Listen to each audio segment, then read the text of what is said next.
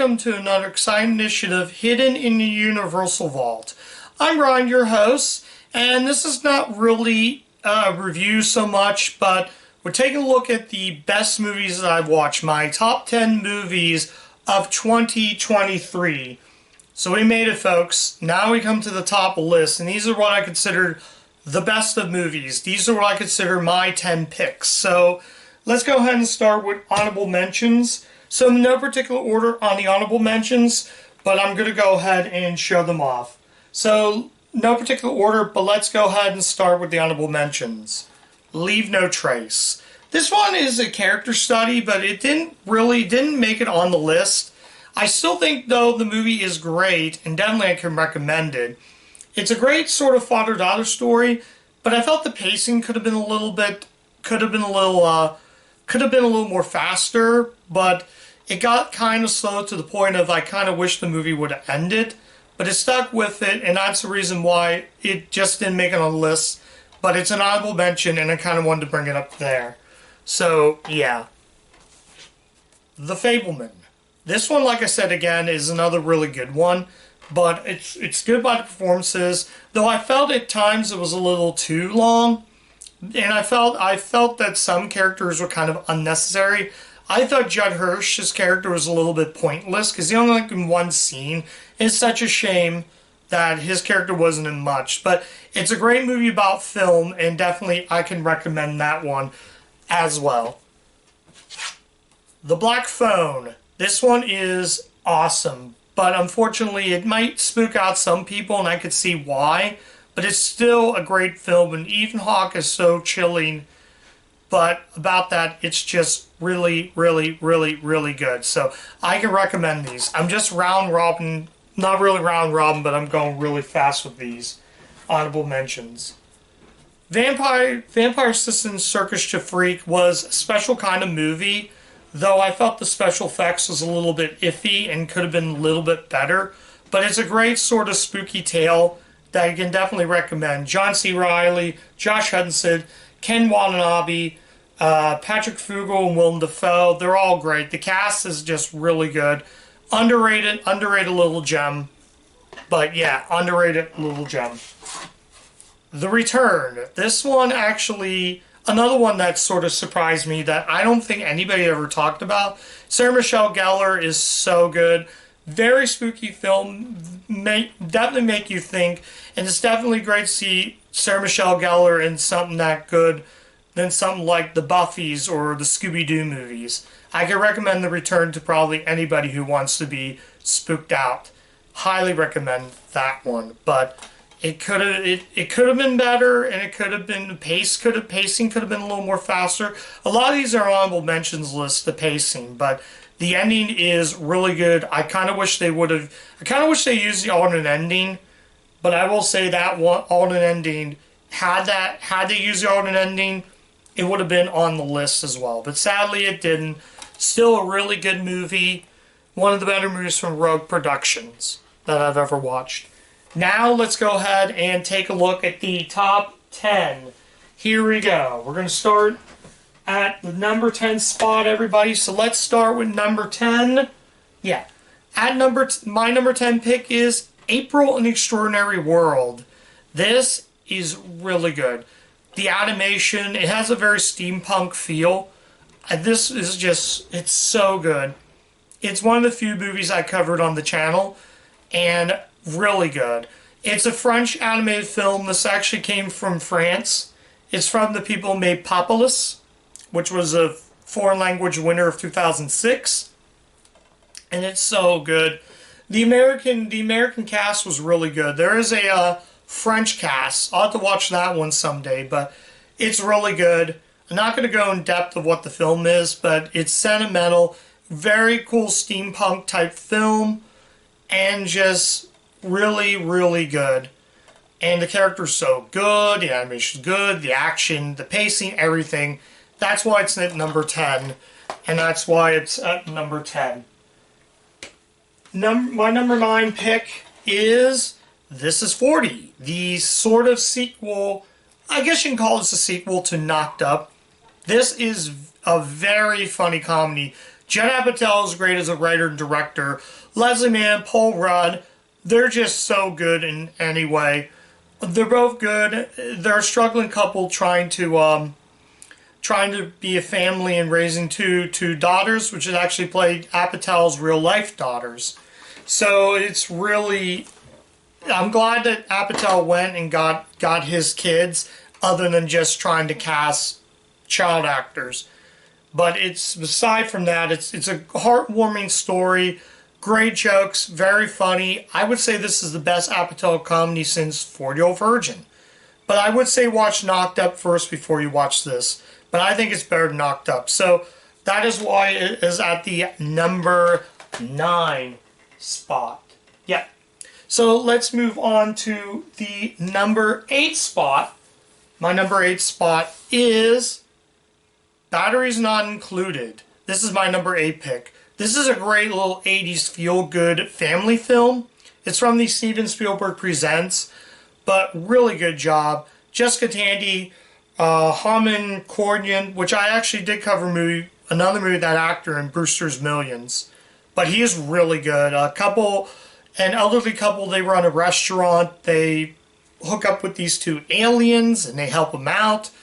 All that good stuff. Like I said, the full review's up on the page, so if you want to check the full review out, check it out. But really good, and that's why it's slammed in the number 8 spot.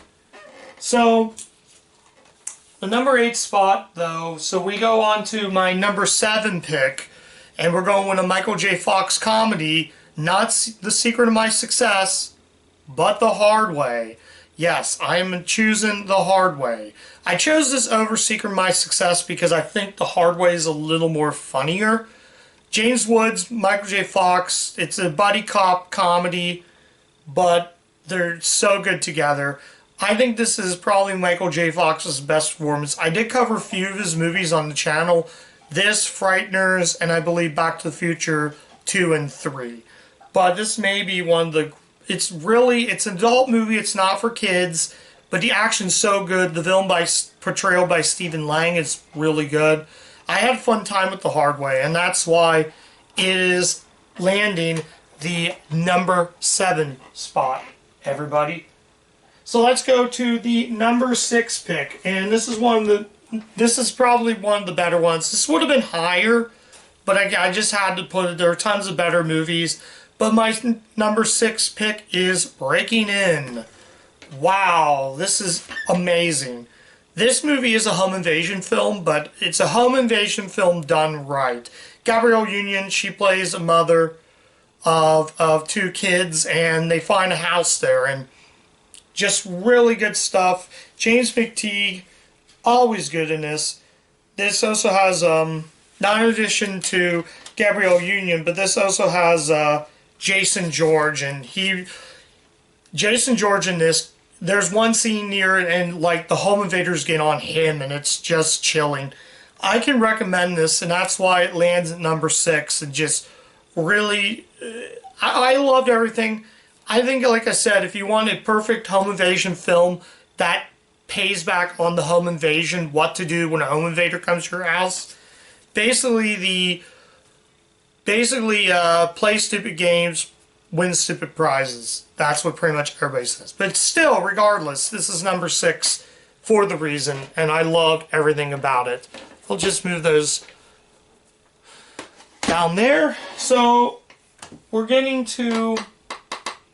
Yeah, we're going to get to the number 5 pick, and I'm really excited for this. Number 5 pick is actually... I came close to putting Kick-Ass 2 and removing this, but I had to choose one Jim Carrey film that I have covered on the channel, and I chose Man on the Moon. Man on the Moon is number 6. That's my number 6 pick. This is the biopic about Andy Kaufman, and it's not just a good biopic, but it's also funny at times.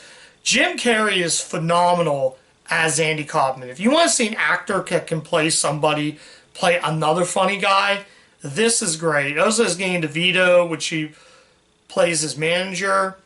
I felt the stuff with the cameos from the stars, like from the Taxi stars, except for Tony Danza. Everybody else looks about the same in the one scene. Christopher Lloyd, Judd Hirsch, they all look about the same for 1999. The only one that didn't age well was Jeff Corey. I think that's his name is Jeff somebody. He was a cast member. Go watch the show and then go watch this and you can tell his health is deteriorating. But that doesn't hinder why this is number 6. It's also a feel-good movie.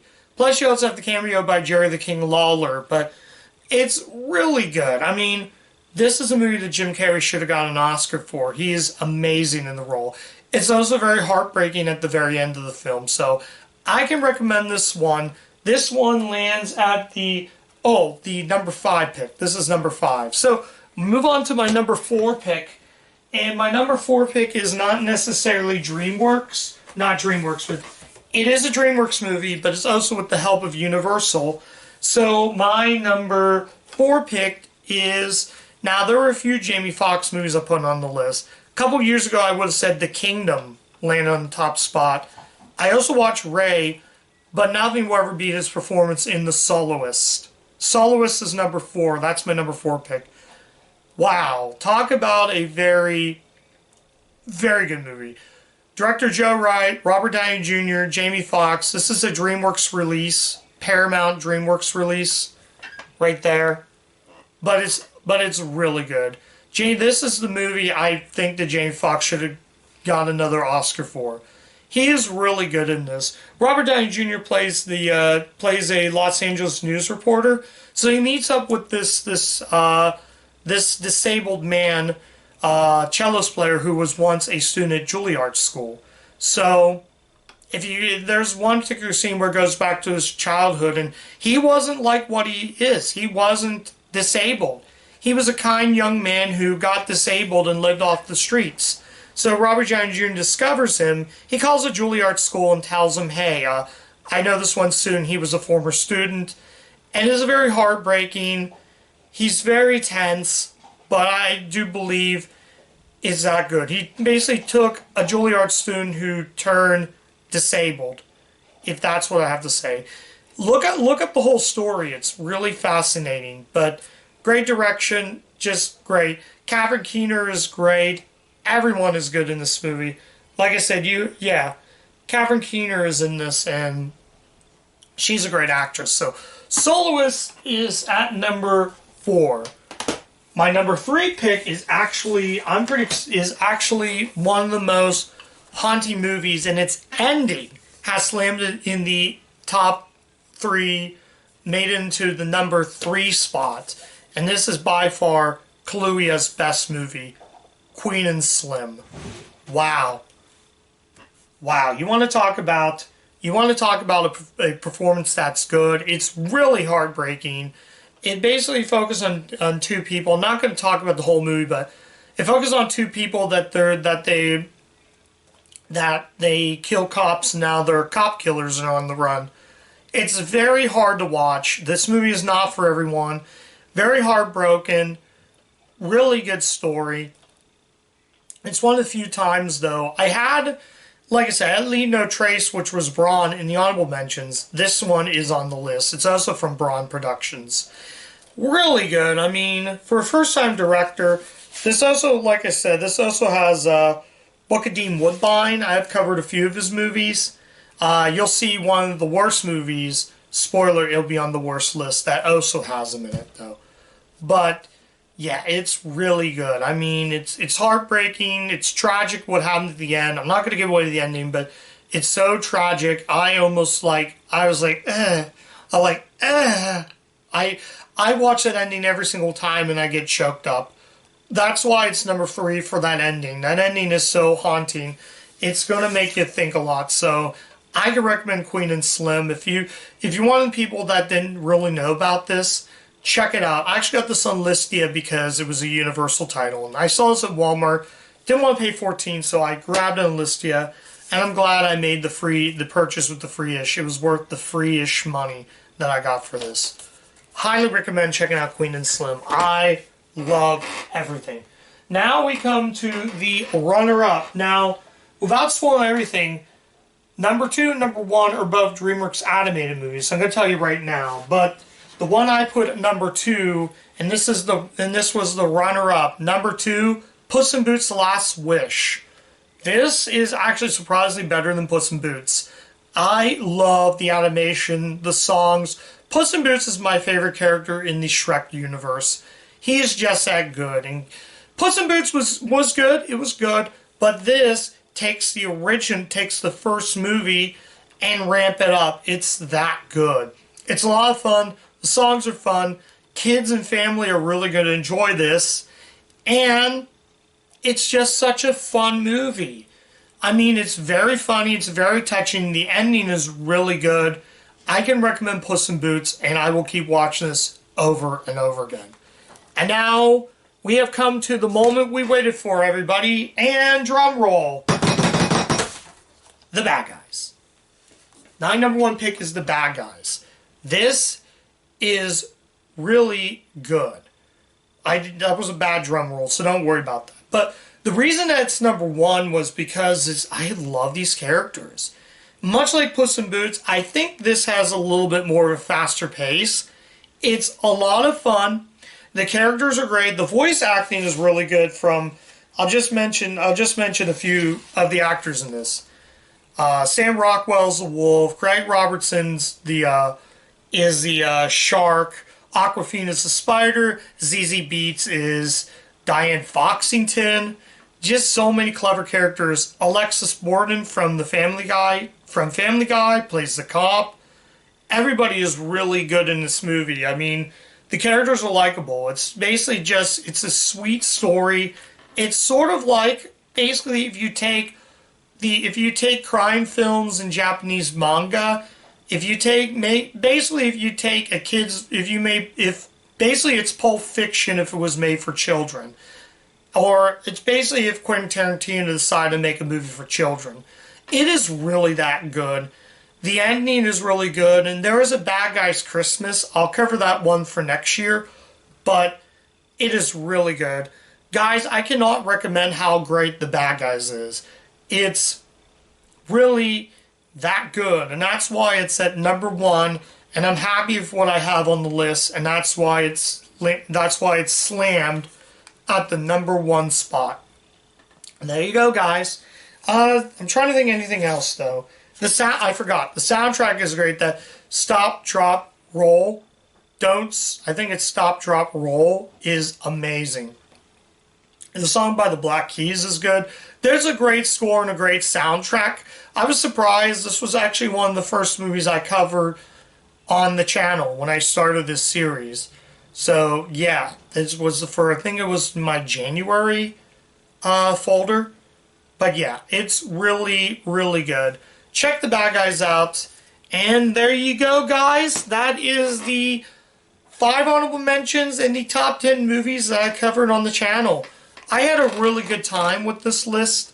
And I had a really good time watching these movies. And I'm glad I put them on the list because I've been wanting to do a top 10 for so long. I kind of hesitant because I always thought top 10s and top 10 best and worst were kind of stupid, but now more people do it. I've been really enjoying this list. They're not necessarily newer movies, they're just movies I covered on the channel that I put on the list. So, if you do like the content I put on the channel, come back to the channel though. I actually did a complete series, so all of my reviews from the beginning, 2021, when I started with not quite Universal Month, and now I hit in the Universal Vault, I decided to go ahead and continue the series. So I kind of wanted to bring that up and let you guys know why these movies. If you like that I put this top 10, if you like the movies, if you agree with my list, go ahead and comment. If you disagree, that's fine. Go right ahead and disagree. But I have a lot of really cool content coming up. So come back to the channel very soon. We'll take a look at the worst of the worst list. And these are what I consider the bad movies.